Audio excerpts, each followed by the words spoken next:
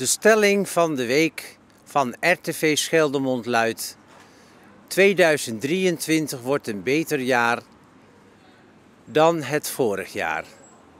We staan op de markt in Oostburg en zijn benieuwd naar de reacties.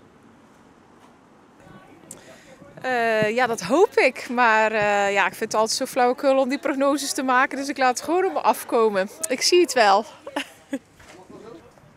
Daar hoop ik wel op. Daar ga ik eigenlijk ook wel van uit. Ja. Het is een moeilijk jaar geweest vorig jaar. Wereldwijd, maar ook voor de mensen hier in Nederland zelf. En ik hoop gewoon dat het beter gaat worden. En waarom was het zo moeilijk? Oorlog in de Oekraïne, maar ook inflatiecijfers, een hoop armoede, verborgen armoede.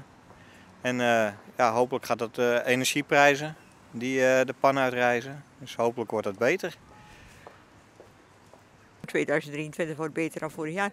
Ik denk het niet dat het beter wordt. En waarom denkt u van niet?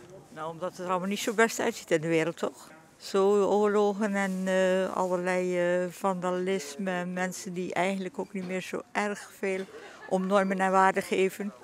Dus ik denk niet dat het beter wordt. Jammer. Er waren maar weinig mensen die voor de camera wilden reageren. En dat komt omdat ze buiten de camera vertelden dat ze erg onzeker zijn hoe het verder zal gaan het komende jaar. De bezorgdheid is groot. Dat was het weer voor deze week. Tot de volgende.